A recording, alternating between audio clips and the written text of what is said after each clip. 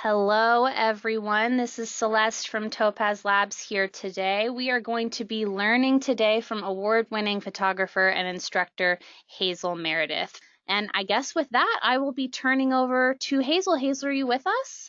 I am. Hi, Celeste. Thanks, Hi, everybody. Hazel.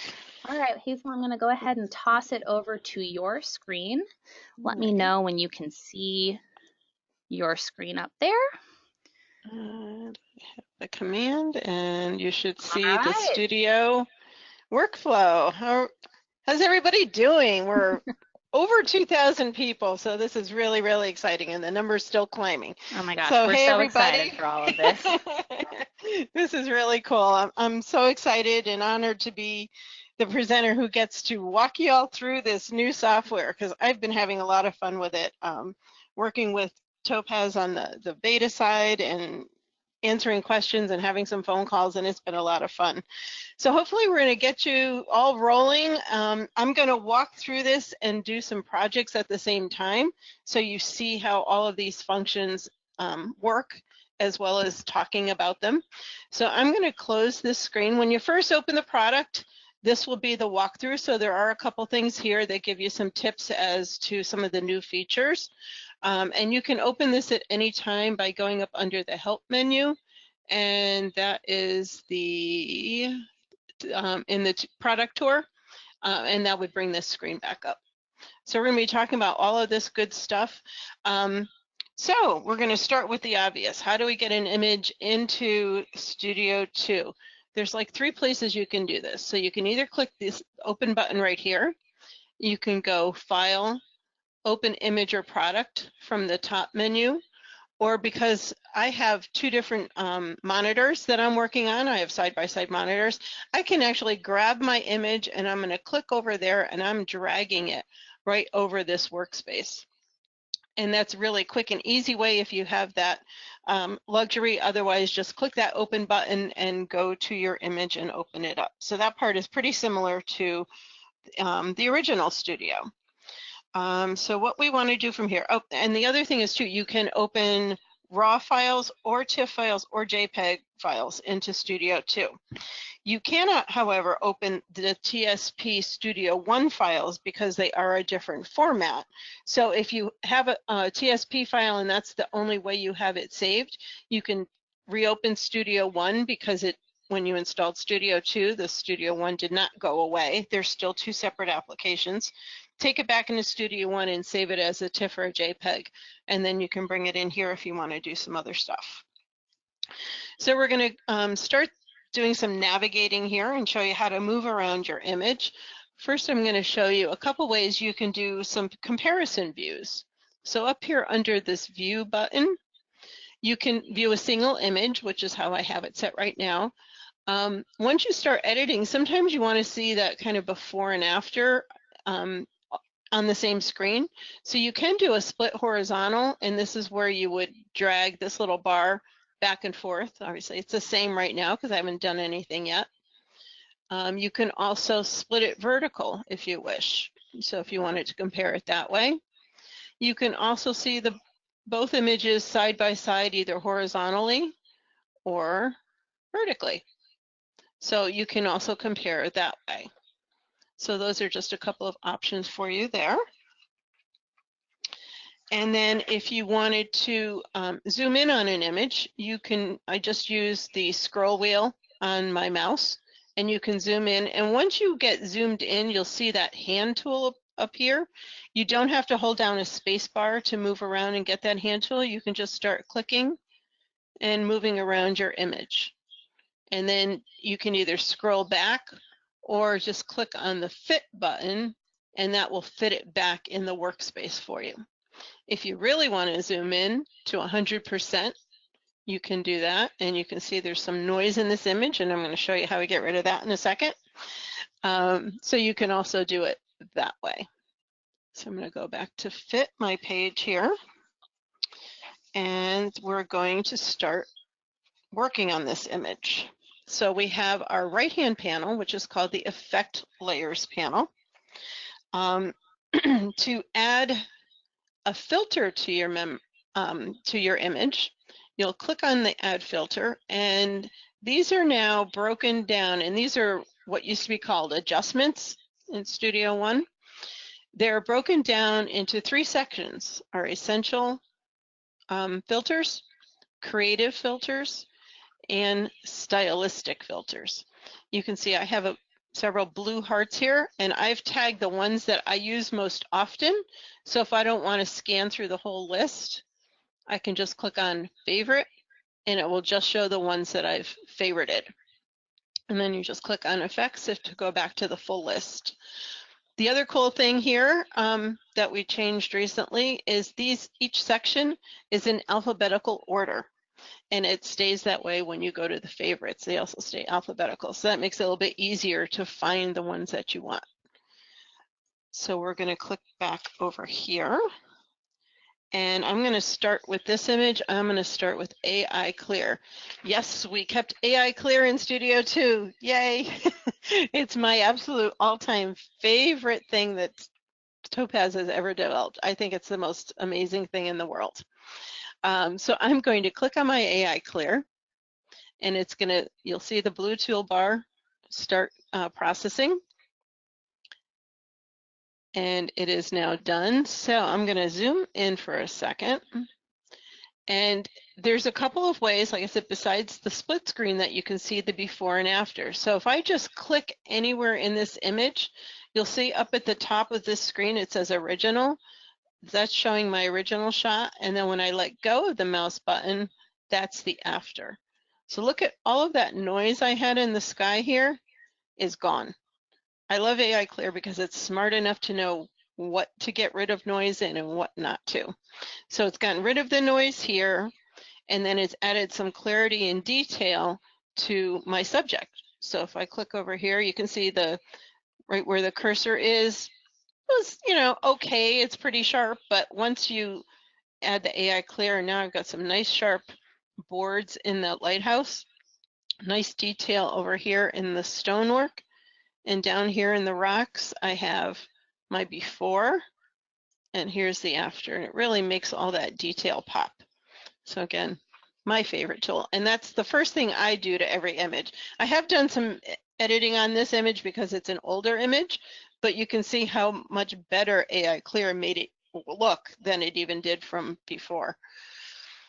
So now the really cool thing in Studio 2 is we have real layers. So over here is our layers panel.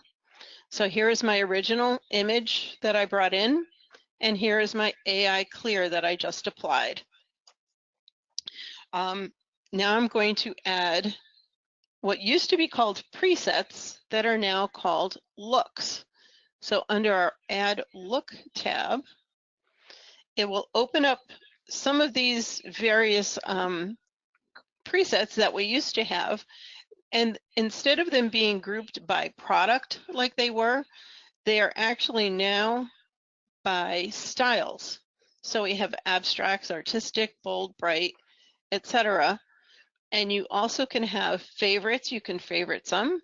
It will tell you what you've recently used if you wanted to use something that you just did on another image and apply the same thing to the next image. And then you also have my looks. So what are cool here is these are presets that were created in Studio One as of last night. They just added a way to bring those over to Studio 2. And the way you do that is up here under the Help menu, where it says Migrate Custom TS1 Presets. I clicked that last night, and in literally 2 seconds, all of these popped over here. Now, the one thing to remember with that is this is meant to one time bring over your presets from the old version to the new version. It cannot be repeated. So don't go back to Studio One and create more presets to bring over. New ones that you create after you've brought these into Studio 2, you're going to want to create your new ones here in Studio 2. And I'm going to show you how to do that shortly. So from here, I'm going to choose, I'm going to sort these by artistic. And I'm actually going to use one of the 6 presets that I created for Studio 2 that are in this initial release. These will not be in here past the promotional time, and I know Celeste is going to address that again at the end of the webinar. I believe it's going to be August 9th is when the sale will end on this initial release, and then those will not be in that release afterwards. But right now, and I'll click on these so you can see them. If I sort by, yeah, go back up here, sorry. If I sort by my looks, I just lost it. Go to all, and I'll find them again in a second. There is a separate grouping by mine. They're all alphabetical as well, which is really cool. So let's go back to our artistic for a second. I'm jumping ahead of myself here. And I'm going to scroll down to one of mine. And the 6 that are created by me begin with the letters MI for Meredith Images. So there's one that is tied into the impressionistic section. So we're going to go ahead and use that one right now. So when you first click on the preset, you can see it's loading. It's going to give you a preview of what that preset will look like. So if you were clicking through and trying different presets, and then you find one that you like, a look that you like, and you want to use this one, and then you want to modify it further. Some people have said, well, where did the buttons go in the sliders so that we can modify our looks? All you have to do is click this apply button in the middle, and that's going to give you all of the sliders for this preset. Now, because we have layers, the really cool thing is not only do you see the preset, but these are the 4 things in this case that make up that preset. So when I created this one, I did a basic adjustment, and if you click that layer, it gives you all of those sliders. Then I added a texture. Then I added some impression, and then I added another texture. So you can click on any one of these and make further changes and fine-tune it to your particular image. So with this one, I'm going to make some changes here in impression. And I'm going to stay with brush 01, but I'm going to scroll down a bit. We're going to change the number of strokes from medium to high. And then as we make the changes, the blue bar will go through and update it.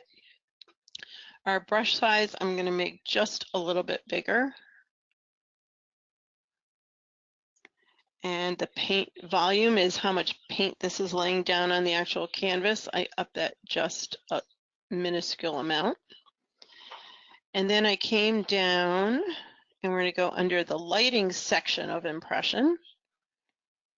And I changed the brightness just a little bit. I brightened this up just a tad.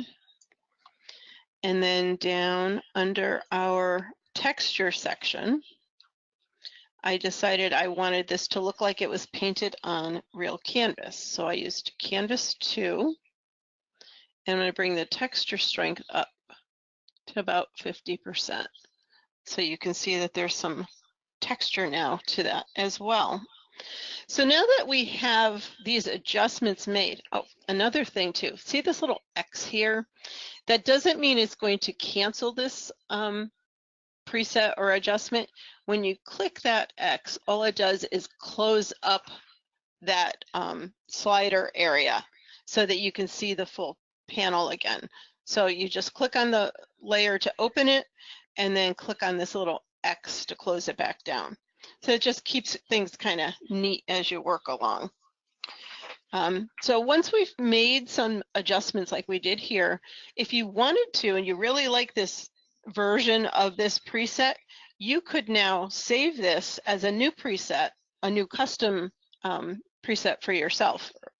So you can do that by going up to this little icon way up here on the top right where it says Save Look, and we're going to click on here. You can type in the name of this new look. So I'm going to call this Hazel New Impression. And if you want to put a description here, that's kind of for your own use, but you can do that as well. And then say OK. And then when you go back into the Add Look category, if you click on My Looks, it will be under, I've named this H, so now it will be under, there's the one I just created, Hazel New Impression. So they come up under your, the category My Look. So anything, whether you've imported them from TS1 or you make new ones here in TS2, they'll show up under My Looks. So let's go back to our panel. And so we're going to go back over here to where we were. And now I'm done with this image, so I want to save my file. So how do we save our files? So we're going to go up here under our file. If you want to save it as a Studio 2 file so that we retain those layers, just like if you were doing this in Photoshop, you're going to do a Save Project As.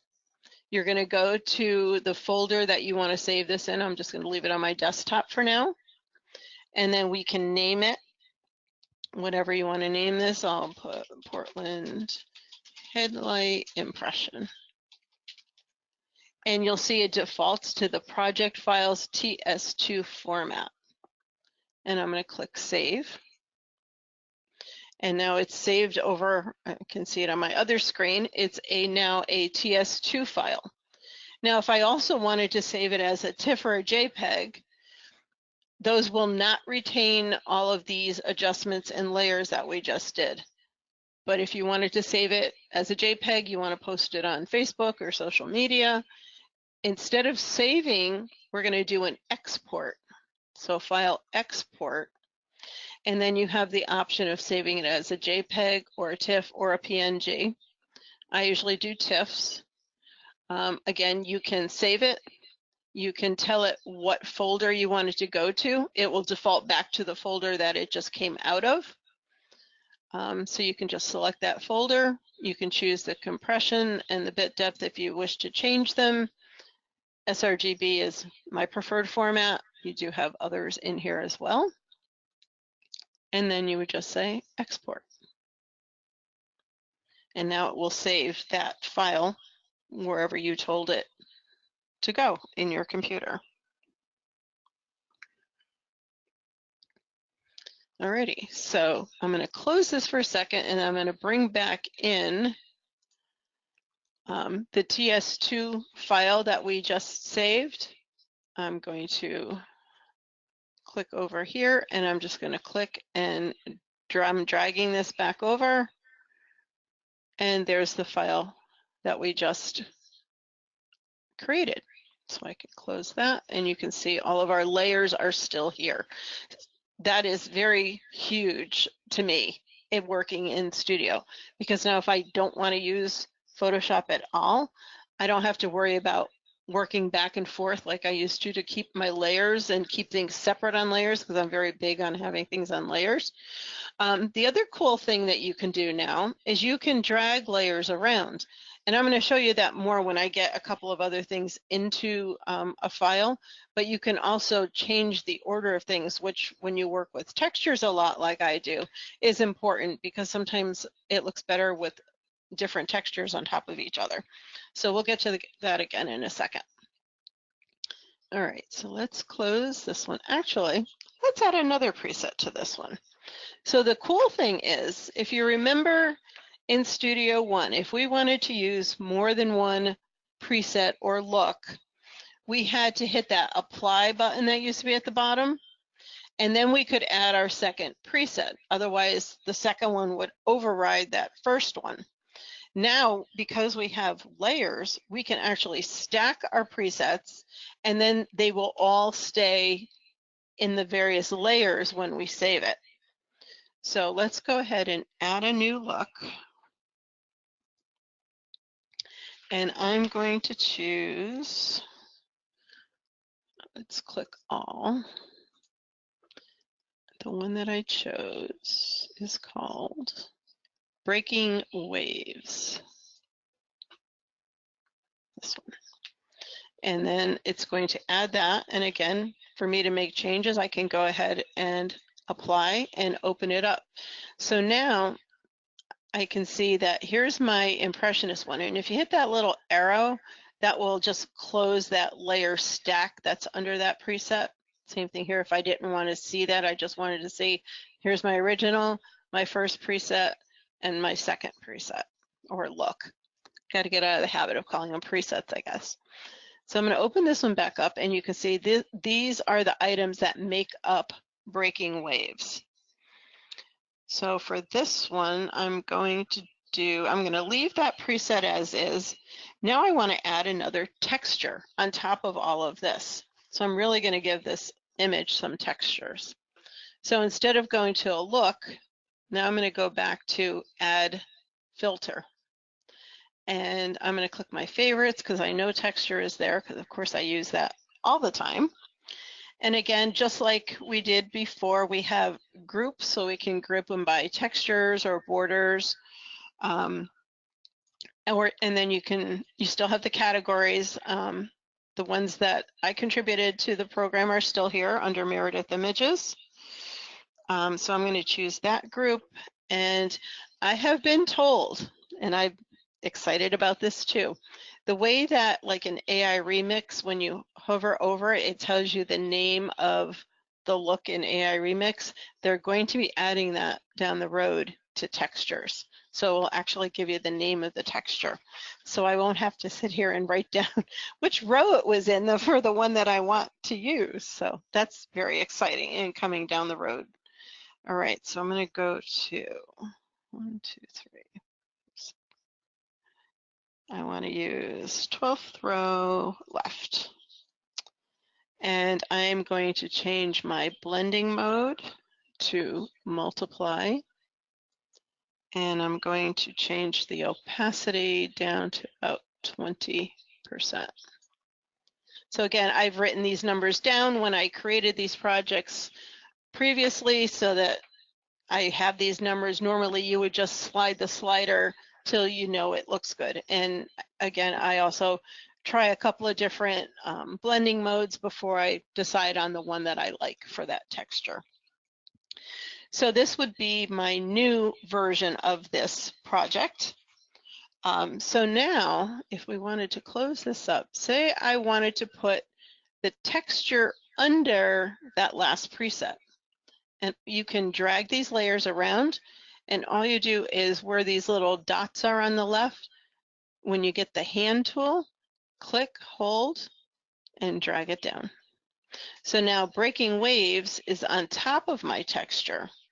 So if we take this layer and we maybe change the opacity a little bit, or let's try changing a blending mode. Let's see what that does. Overlay. So you can see how it's changing it. May not necessarily be for the better in this case, but you get to play around and see how things interact with each other, because that's the key to working with any kind of textures and layers like that.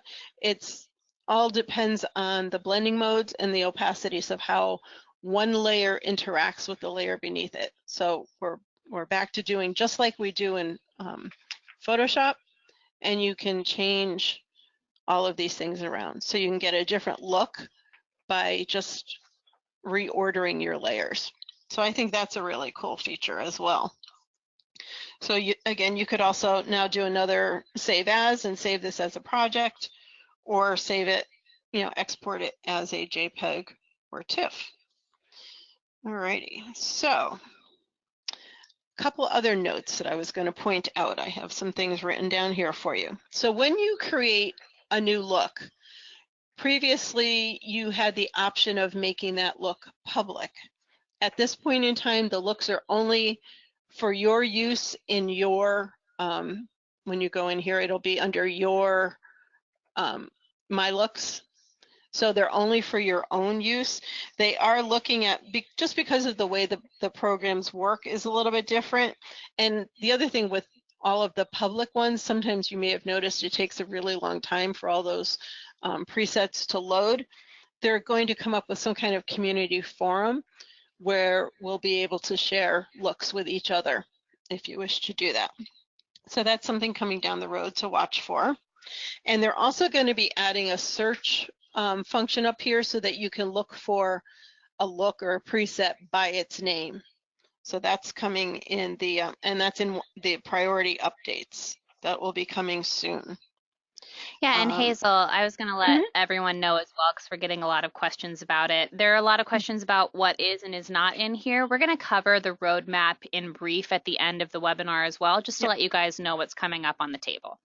And I actually have that saved to a separate document, so I can bring that up for you. Of the one that Russell posted this morning. Perfect. So we can take a look at that shortly. Yep, perfect. Alrighty, so we've covered all of that, and we covered importing them. So now I'm going to close this. I'm not going to save it because I already have it saved. Let's work on an image without using a look and creating it from scratch. So I'm going to bring over a different photo. And I want to edit this, and I'm not going to use a look. I'm just going to create this myself by doing some filters and, you know, blending and changing things around on my own. So of course, the first thing that I want to do is my AI clear. And we're going to let that run. And again, I'll zoom in so you can see it. If you even look around the edges of the bottle here, if I click down, there's my before and there's my after. Here's my before. If you look at the writing that says Paper City Brewery, and the after. Made that all nice and crisp for me. Next, I want to tone down the red color in these bottles a little. It got a little bit too bright with the processing I previously did to this. So let's go into filter, and I'm going to click all of them. I'm going to go to channel mixer. And what I did here was on the red channel, I brought this down to about there, and you'll see it's compensating with the other colors at the same time. So it's a smart filter, and it's making the appropriate adjustments to the other colors so it stays balanced. So I'm going to go with that there. And you can close these or not. You can see as I clicked and added this filter, the other one just closed on its own. But if you want to see a clean palette there, you can close that down.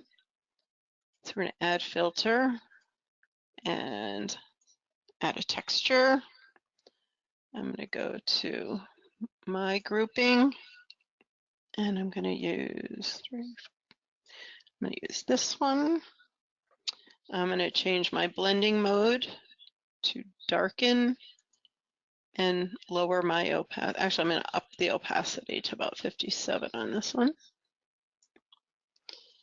And then we're going to add another texture. And this is how I like to work on my images. If you've seen any of my previous webinars, you know I'm a texture freak, and it's my thing. It's what I love to do. And that's why I did the ebooks on it. So I'm going to go back to my group. This time I'm going to count up from the bottom. 3, 4, 5, 6, 7. I'm going to use this one. And again, it's the blending modes that make these work together. And this is one I rarely use on textures, but it worked here, vivid light. Typically, the 5 blending modes that I use most often are multiply, overlay, soft light, hard light, and lighten. Rarely does vivid light look good to me, but it worked on this one, so never say never. And then we're going to bring down the opacity on that one. And now I just want to add a little bit of a border to this one. So we're going to add one more texture. And this time I'm going to go into the group borders. And I want to use 6, 11. I'm going to use this one. And I'm going to leave that at multiply and 50%. So this one is actually how I created one of the 6 presets that's called Am I Dark Grunge?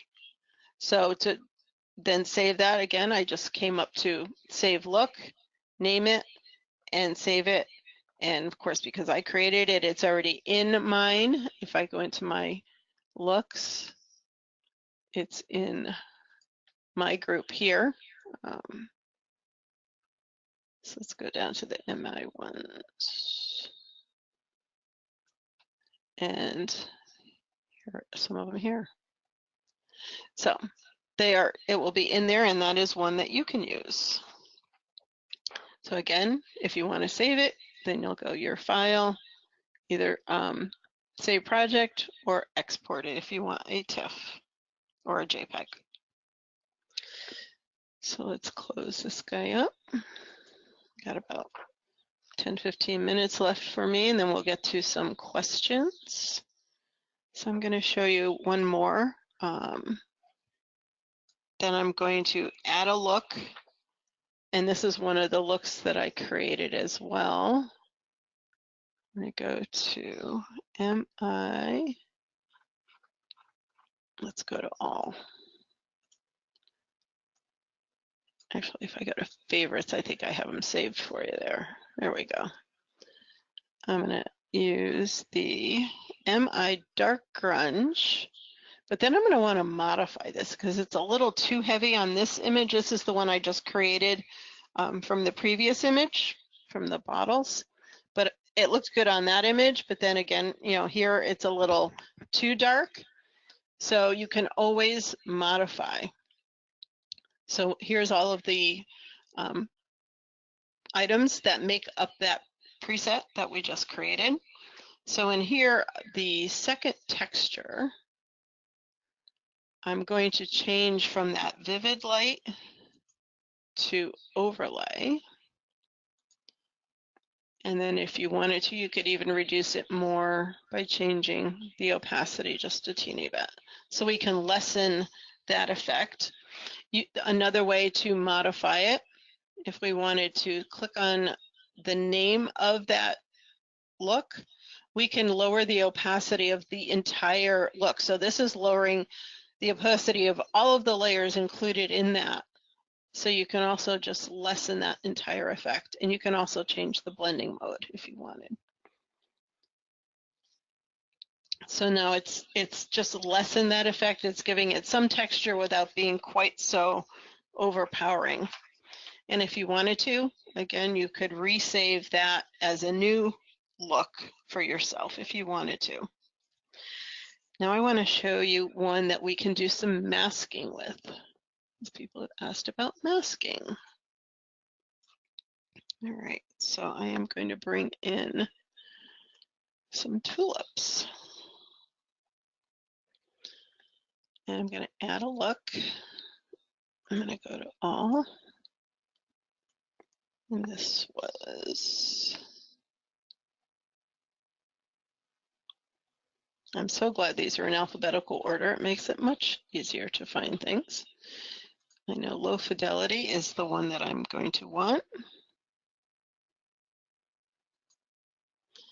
And I liked the general color of this. I did not like the effect of the light leak. So if you want to figure out what layers you may want to keep or not keep, if you highlight a layer and use the little eyeball icon and just click on that to hide that one layer, I can see that that is the texture that was creating the light leak.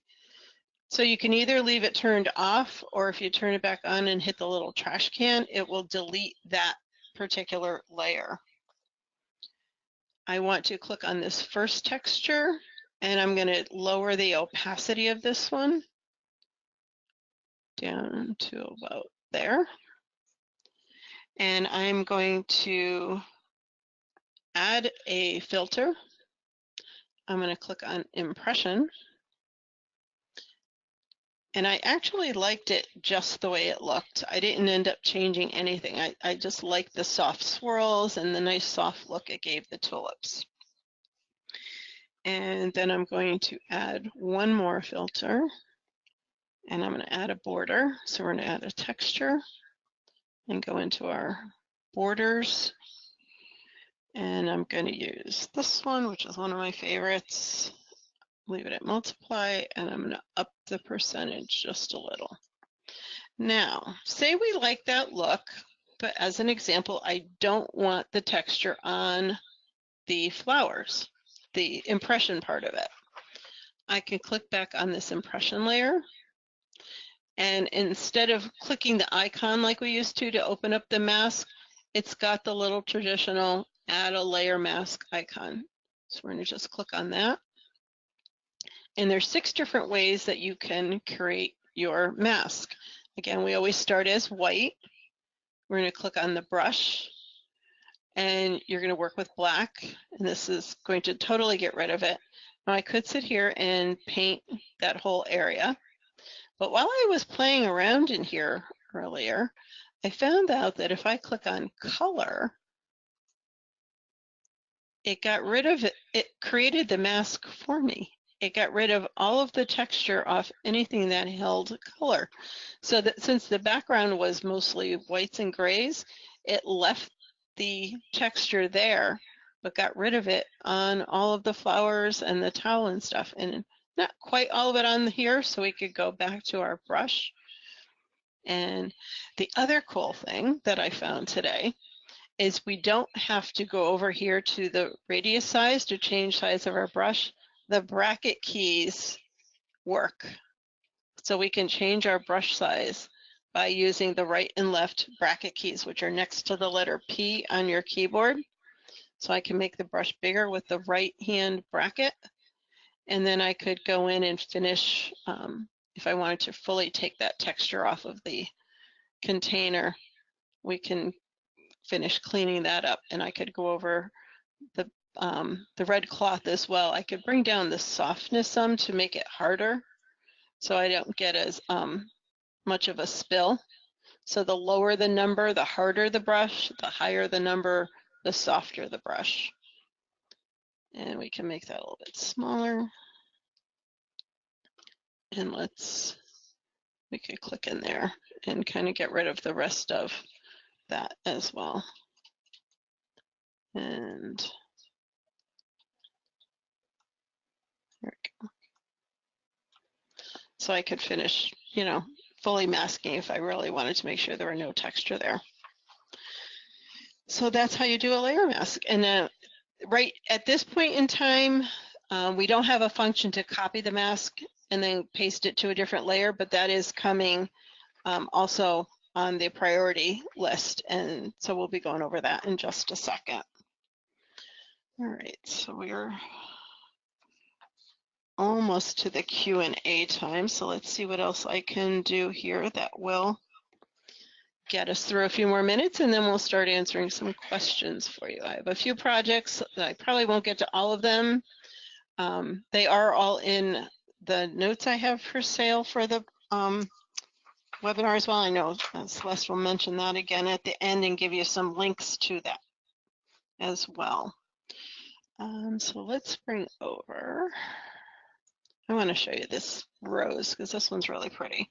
This one I did some impression on, and I thought it made it, again, it's an okay image. It's not great. It's a little bit bright. It was shot, kind of in a icky time of day for floral photography. So I'm going to go into my add a look, and I'm going to go down to our Renoir. So some people have asked about the different presets that we had in Studio One as compared to these over here. Quite a few of them were brought over. Some that were very similar were not. So these are the ones that are going to give you the best looks and work best with all of the products in here. if there is something that you liked in Studio One and is not here, you can always recreate it. I've done that with a couple myself already, that I had things that I liked and a special look that I wanted, and recreated it with something. Actually, I recreated something from the original Adjust that wasn't in the new Adjust. And you can do the same thing with these other presets. So in this one, I'm going to change my brush to number 08. Change the stroke color variation. And what I liked about this was it added just some more different shades to the yellows in this image. I'm going to go down to the color section, and I'm going to bring down in the greens. I wanted to bring the lightness down to darken those greens just a little bit. I'm going to come down to lighting, and I'm going to bring my highlights down a little bit. And then I'm going to bring the vignette up a little. I'm going to add a little bit of a vignette to this one. And then I also wanted to add some texture. I'm going to go to the canvas 3. And the texture size is good. And texture strength I'm going to bring up a little so you can really see it. So if I zoom in on here, you can really see that texture, so it really looks like it's painted on canvas now. So that's another quick way that you can, take a look that's already here and just go ahead and play around and modify it till it looks good on your particular image. All right, we're at about quarter of. Celeste, you want to get to a few questions? I'm sure we've got lots. We do have a lot. So I think what we're going to first go over and talk a little bit about with you guys is the roadmap, because I do think that there are a lot of questions regarding this, and that's understandable because a lot of you are existing Topaz Studio users. So we want to go ahead and cover that. Yeah, that's fantastic. Thanks for pulling that up, Hazel. Hang on, it's starting to open Photoshop too, so I'll just close that in a second. There we go. That is very understandable. Okay, there we go. That works fine. So, so this roadmap is actually only just kind of a partial understanding of where we're moving forward with this product, but we did want to go ahead and address a few things. So right there, you'll see under the priority items list, these are all things, including, as a lot of you have asked about, crop and straighten, your histogram, the ability to copy and paste a mask from one thing to another, plugin support for your existing plugins, and your Topaz AI products. All of these things in the priority items list, we are looking to include before the end of our Topaz Studio 2 promotional period, which ends next Friday, August 9th. So a lot of these will actually be available prior to that as well. I do know that Russell informed me a little while earlier that the ability to copy and paste a mask from one filter to another is actually going to be available with an update later today. So these things are all coming. We were wanting to, before including them with this product, to make sure that they were working well with the new UI, that they were the best that they could possibly be, and we really wanted to provide a better user experience for you guys overall. So the cropping and straightening is coming, the histogram is coming, and will be located in a new area within the product.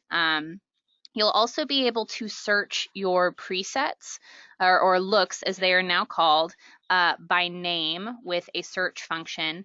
And I don't think that it is on this list, but we will actually be including the ability to search for or to add your own textures into texture as well. I know that's something a lot of you have asked about. It's a thing that I know Hazel definitely uses a lot of, and it's definitely something that's really important to us as well. So I know that in our next webinar, we'll cover how to do that for you guys. And then coming soon, we really want to enhance our masking experience overall. You know, it's something that it's something actually that we have a very unique relationship with here at Topaz. A lot of our users are huge fans of masking, and we want to be able to provide the best experience for them as well. But a lot of people don't know how to create a mask at all, and that's something we really want to be able to educate you guys on. From that note, you actually can log on right now to the Topaz Labs blog, which is topazlabs.com/blog, and you'll see about 10 so far tutorials on how to do various things here in Topaz Studio 2, and one of them is how to mask. One of my coworkers, Haley, did a really great job of covering the 6 different options that you can currently use in mask and what they benefit and how to use them effectively. Later on our roadmap, you'll see the a little bit later section. This is going to cover some things that we're wanting to do a lot of tweaking to in order to make it the best user experience possible. When we say a little bit later, we can't give you a very exact date, but do know that these are things that are on our priority list and they're coming really soon. And that's going to include healing in a way that doesn't damage the non-destructive layering process that we're currently using in Studio 2. We want to be able to provide layers for compositing. So I know a lot of you have asked about how to drop in your watermarks for your images. I know a lot of people do that using PNGs, and that is what the compositing is going to be able to help you do later on. I had someone ask me as well about the tablet support. We do currently support them, but it is kind of wonky with the masking, and so that's something that we're working on as well.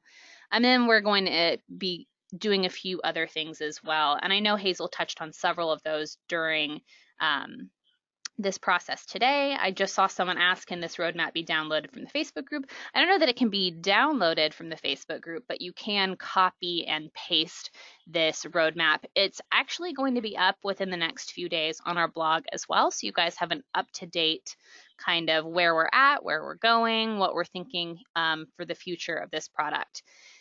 We will also let you know that in the coming months, we will be doing a big upgrade to this as well. There's going to be a lot of really cool things that we're able to present and provide you guys with, and we have a lot more information on that coming soon. So Hazel can kind of help me touch on this one, and I'll answer it a little bit as well. But someone asked about the looks in Studio 2. I know she touched on the fact that not all of the looks from Studio 1 are in there. And to someone else's question, yes, there are actually new looks in Studio 2 as well. We did provide and create new looks as well. They're mixed in with the other looks. Hazel, I was answering a lot of questions, go over the looks categories and the sort by as well? Briefly in the beginning. So the look categories, rather than being by product, are now by styles. So like I like to do a lot of the vintagey and grungy kind of thing. So if that's the look that you're going for on a particular image, then you can start there and then use, that's kind of cool. I love when I do that. It's fun to discover new things. Like, oh, that's kind of fun. Definitely different. And then you just can, again, you can click and try as many of these. It's not actually applying it to the image until you hit that apply button, and that's when it adds it to your layer stack.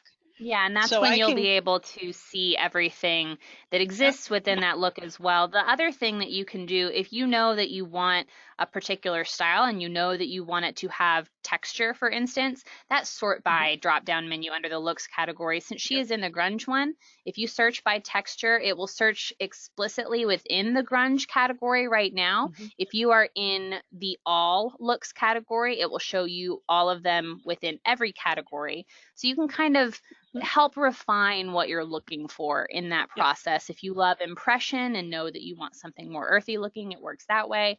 There's a lot of different ways that you can find the things that you want. You can also stack looks on top of one another. You can use more than one at one time.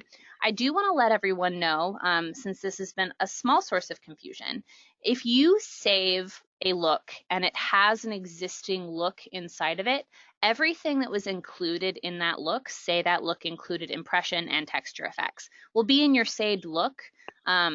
Actually, can you apply one for me, Hazel? And then I'll kind of show folks what I'm talking about. So you'll notice in her side menu over here, you see that she applied both the vibrant grunge and the burning dust looks to this image. If she saves her own custom look to use later, everything that's in both the burning dust and the vibrant grunge looks will be in there. You won't see the burning dust and vibrant grunge names any longer. It will just be the things that were inside of those looks to begin with. Now that's So it not will going to show all of these layers, right? exactly. And Yeah. that's not going to change the way your image looks. You're just not going to be able to see those names any longer. You can also, I think she may have touched on this, move your layers around. You know, if you like one texture more, like you like the look of it more than another one, you can click and drag. If we drag these two, so if I drag this look under that look, it's going to change the and way then it looks. totally changes that. Yeah, exactly. And that's something we really want to encourage everyone to try out is just kind of going through the way that everything works with one another and seeing what works best for your image. We also wanted to touch on from a looks perspective, if there is one that you don't like, and I know she mentioned this, and it didn't get migrated over, all of your filters, actually this is important as well, all of your filters that you were utilizing in Topaz Studio 1 are in Topaz Studio 2. There is, if you liked a look that you, or a preset that you really were a fan of in Studio 1, you can recreate it in Studio 2 and save it as a custom look, because everything that was utilized to create that preset in Studio 1 is now available in Studio 2. If you purchased any pro adjustments that you utilized in Studio 1, they are now included with Studio 2. Every single pro adjustment and free adjustment that existed in Studio 1 is all part of one package now in Studio 2. You no longer have to buy specific things. It's just all one thing. So yeah, there's a lot of stuff on the horizon. Hazel did a really great job of showing you guys the capacity of what you can and cannot do here in Topaz Studio 2. The thing we were going for is wanting to have an incredible user experience for you guys. And there's so much contained within these filters. You know, you can click apply and see what it does, but then there's tons of sliders underneath each one. And we are looking to include as many tutorials instructing you guys how to utilize these going forward as possible. There's a lot that we know our users love, and we want to be able to share that with people who are unfamiliar with the process, be it masking, be it learning how to use impression to make your image look like a painting. There's so much that you can do, and there's a lot more coming in the future as well. We do want to thank Hazel for taking the time today to walk us through this product. We also want to thank Hazel as well. She's been instrumental in our development process for this product, providing us with some really valuable feedback along the way. And it's really great to hear from you guys and how we can make this product as best for you guys as possible. Once again, if you have any questions, please feel free to contact us at webinars@topazlabs.com, and be on the lookout for future webinars at topazlabs.com/webinars. Once again, Hazel, thank you so much for your time today. We really appreciated it. It was a lot of fun, and I hope everybody got some good info of navigating their way around. Yes, and like I said, we'll be having a lot more tutorials and information on this product coming up very soon. So if there's anything that you would love to see us teach you, once again, feel free to email us at webinars@topazlabs.com. Thanks so much, everybody, and we hope you have a really great day. Thanks. Take care.